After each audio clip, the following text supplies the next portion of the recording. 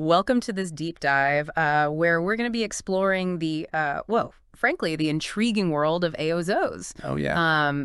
You might not know the name off the top of your head, but he was this thinker and writer way ahead of his time. Really kind of a hidden gem, with a really unique perspective on art and the self and how we make meaning in life, Absolutely. So we're diving into his book, Spare. Okay. Specifically the part called the Logomachy of Zos, which it's a little dense, but trust me, it's packed with some really thought-provoking stuff. It's like almost like you're trying to decode a secret language. Right. But once you start to grasp Zos' ideas, they can really shift your perspective. Yeah, and that's kind of what we're aiming for in this deep dive. Absolutely. To kind of uncover those hidden gems of insight. Yeah. One of the first things that struck me when I was reading this was this quote, Okay. "All ways to heaven lead to flesh." What an attention grabber, right? It almost sounds scandalous. It does. Especially when you consider how much traditional spirituality emphasizes the spirit over the physical world. Right. It's very much like a bold statement. Yeah. And it really sets the tone for his whole philosophy. Okay. He's not denying the spiritual altogether. Right. But he's very much grounding it in the reality of our physical existence. It's like he's saying, don't reject your body. Yeah. Don't reject your desires. Right. They're part of the journey. I'm curious, though, how does this idea of prioritizing the flesh square with the pursuit of something higher? Yeah. Could it lead to a kind of hedonism where we're just chasing immediate gratification? That's a great question. Yeah. And I think it goes to the heart of what Zos is trying to convey. Okay. He's not advocating for mindless indulgence. Right. But rather like a deep appreciation for the richness of our embodied experience. Oh. He sees the physical world as a source of knowledge, of pleasure, of creative energy. So it's not about giving into every whim, Right. but about acknowledging the role our senses and desires play in shaping how we understand the world, how we connect to something greater than ourselves. That's exactly it. Okay. It's about embracing the fullness of our being. Yeah. And seeing the spiritual journey as something that unfolds within the context of our lived experience, not in some detached ethereal realm. Okay, that's starting to make sense. Yeah. But then how does this connect to another key theme that Zos explores? Okay. This idea of the paradox of self. Right. He writes, "The greater the contrasts we encounter, the greater our reality. Truth is all contrasting." It's all getting a bit mind-bending now. Don't worry, we'll unpack this together. Okay. Think of it like this. Imagine a diamond. Okay. It has many facets. Right. And each one reflects light differently. Yeah. Creating this dazzling array of sparkle. Ourselves are kind of like that. Okay. They're multifaceted, Yeah. shaped by the diverse experiences that we encounter. So the more we expose ourselves to different perspectives, different challenges, even contradictions, the more fully we understand who we are. That's the idea. Okay. Zos is suggesting that our sense of self isn't static or fixed. Right. It's constantly evolving. Yeah. Through the interplay of opposing forces. Okay. It's in those moments of tension, of confronting different ideas and emotions, Right.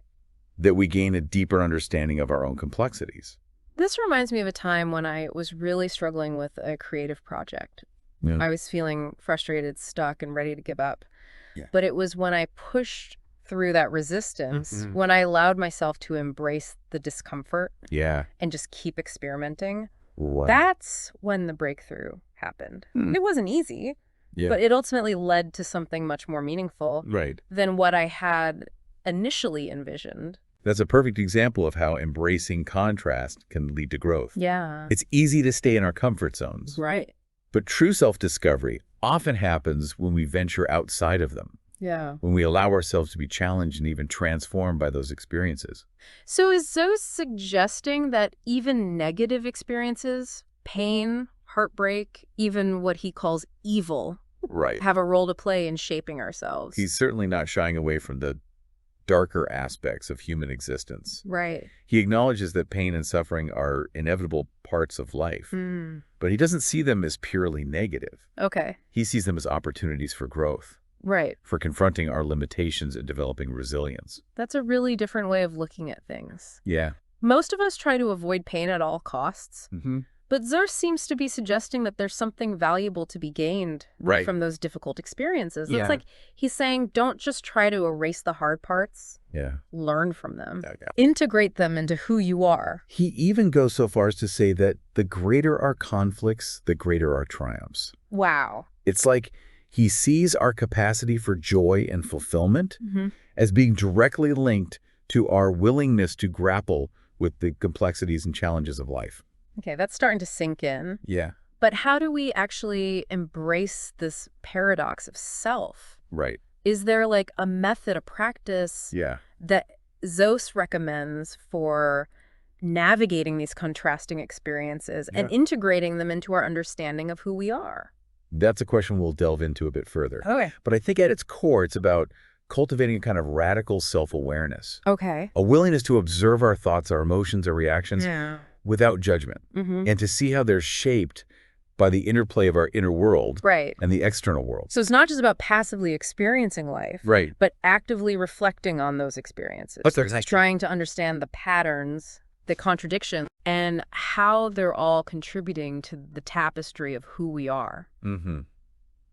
Yeah, it's like he talks about the importance of self-interrogation. Okay. This idea of relentlessly questioning our assumptions and beliefs. Right. It's almost like a form of active self-creation. Oh, wow. Where we're constantly refining and reshaping our understanding of who we are. So it's not just about accepting the contradictions, but about actively engaging with them. Exactly. To understand how they fit into the bigger picture of ourselves. Precisely. And that leads us to another really fascinating aspect of Zos' philosophy. Okay. This idea of the power of belief. Oh, interesting. He writes, any belief is sanctified by the believing and justified by results. It's almost like he's saying that our beliefs have a tangible impact on our reality. Wait, so he's not just talking about having faith in a higher power or religion. Right. He's talking about the power of belief in ourselves. Yeah. In our ability to achieve our goals, to shape our own destiny. That's a big part of it, yes. Zos sees belief as a kind of creative force. Okay. He argues that what we focus our attention on, what we truly believe is possible, has a way of manifesting in our lives. That's a pretty empowering idea. It is. But it also seems a bit daunting. Right. What if we're holding ourselves back by limiting beliefs? What if we're unconsciously sabotaging ourselves? Because we don't believe we're worthy or capable of achieving certain things. That's where the self-interrogation comes in. Okay. Zos encourages us to examine those beliefs. Right. Especially the ones that are holding us back. Okay. He's not suggesting that we simply adopt a positive mindset and ignore any negative thoughts or feelings. Okay.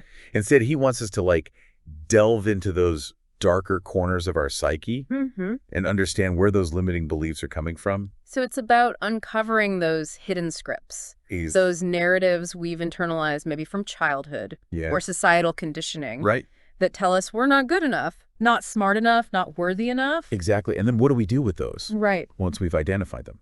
Yeah. How do we work with that? Zos doesn't offer a step-by-step guide. Okay. But I think he'd encourage us to challenge those beliefs. Yeah. To test them against our own experiences and aspirations. He'd likely say, don't take anything for granted. Okay. Question everything, even the beliefs that seem most ingrained. That takes a lot of courage to be willing to question those fundamental beliefs that shape how we see ourselves and the world. Right. It's almost like stepping into the unknown, not knowing what we might find or who we might become. Yeah. Once we start to dismantle those old structures. Absolutely.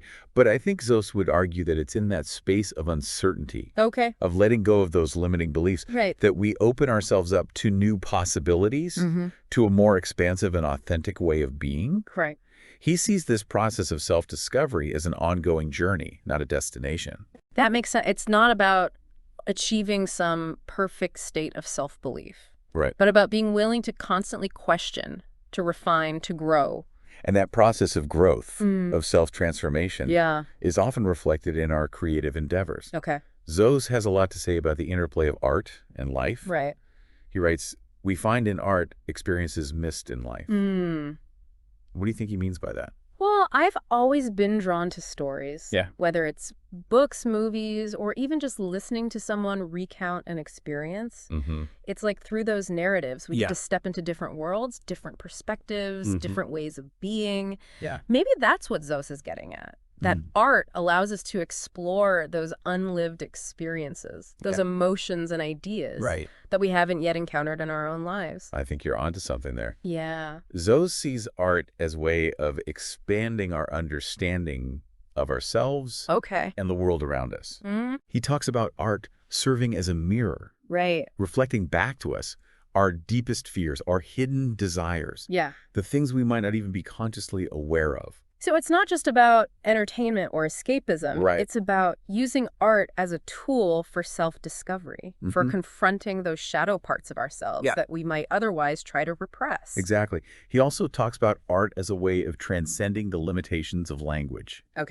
He writes, words, however used, whatever they symbolize, request, or tell, say more, showing in between the antics of all motives. Wow.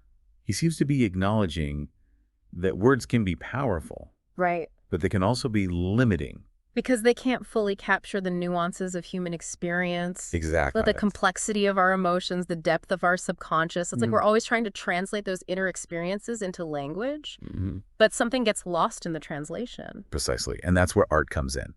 Zos sees art as a kind of universal language that can communicate those unspoken truths, those feelings that defy easy categorization.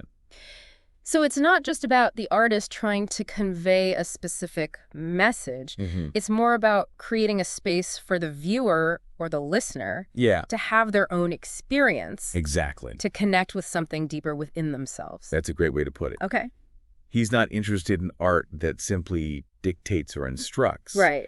He wants art that provokes, that challenges, that invites us to engage with it on multiple levels. And maybe in that process of engaging with art, we start to see the world differently, to understand ourselves more fully, to connect with something larger than ourselves. That's the beauty of it. Yeah. It's not a passive activity. Right.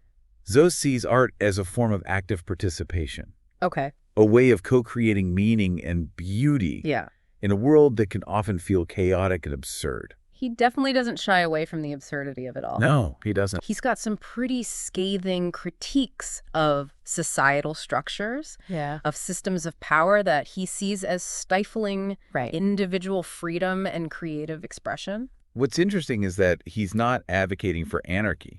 Or a complete rejection of all forms of authority. Okay. He seems to be calling for a more balanced approach. A society that recognizes the importance of individual autonomy, while also acknowledging the need for some form of collective governance. So it's not about tearing everything down, but about finding a way to create systems that support individual flourishing, while also promoting the common good. That seems to be his aim. Okay. He's critical of institutions that he sees as perpetuating inequality and injustice. But he also recognizes the need for structures that can protect the vulnerable and ensure a basic level of social order. He's definitely not afraid to take a radical stance on some issues. For instance, he writes, if you must murder, seek the murderers, meet evil with evil, even unto yourself. That's a pretty provocative statement. It is. What's he getting at there? Well, it's important to remember that Zos is writing in a time great social and political upheaval. He's witnessing the rise of totalitarian regimes. The horrors of war. The widespread suffering caused by systems of oppression. I think in that context, his words are a call to action. A challenge to confront injustice head on, even if it means resorting to extreme measures. So it's not about condoning violence, but about recognizing that there are times when we might need to take a stand against tyranny, even if it means putting ourselves at risk. He's definitely pushing us to think critically. He is, about our own ethical frameworks. About what we're willing to tolerate and what we're willing to fight against. Absolutely. And he doesn't let us off the hook when it comes to our own personal responsibility. He writes, our unsocial acts are paid for by our future deformities. Redemption is by our own blood. Oof, that's a heavy one. It is. What do you make of that? Is he suggesting that we're all carrying the weight of our past actions? That there's a kind of karmic debt that needs to be repaid? It's a complex idea, and I think it speaks to Zos's belief in the interconnectedness of all things. Okay. He's suggesting that our actions have consequences not just for ourselves, Right. but for the world around us. It's like we're all part of a larger web. Yeah. And even our seemingly insignificant choices can ripple out and affect others. And it's not just about seeking personal redemption. Right. But about understanding that our actions have a broader impact. Yeah. That we have a responsibility to consider the consequences of our choices, both for ourselves and for the collective. That's a key takeaway for sure. And this sense of interconnectedness extends beyond the human realm. Zos writes, "When I feel nature, I feel that truth is immanent. In the vastnesses, the vistas where my soul dwells." He's finding a sense of truth and meaning in the natural world. In something larger than himself. It's interesting that he uses the word immanent. Yeah. It suggests that truth isn't something out there separate from us. Right. But rather something that's woven into the fabric of existence. Something we can tap into through our connection with nature.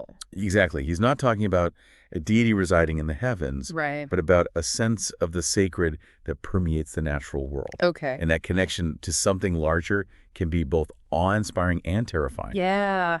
Zos talks about experiencing nightmares, about feeling overwhelmed by the vastness and complexity of existence. That resonates with me. Oh, yeah. I remember hiking in the mountains once. Feeling this incredible sense of awe at the sheer scale of the landscape. But it's also a bit unsettling. Realizing how small and insignificant I was in the grand scheme of things.